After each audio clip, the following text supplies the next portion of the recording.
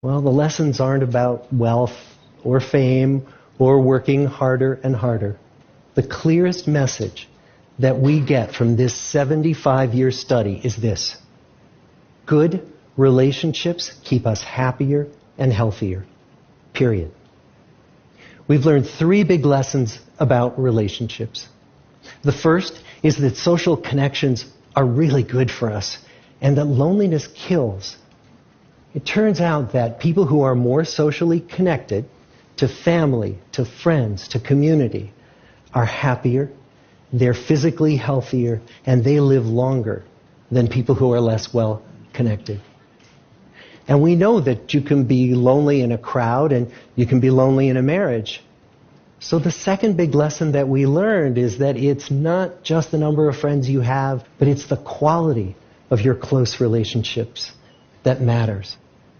It turns out that living in the midst of conflict is really bad for our health.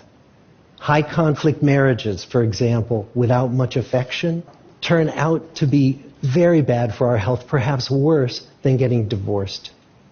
And living in the midst of good, warm relationships is protective.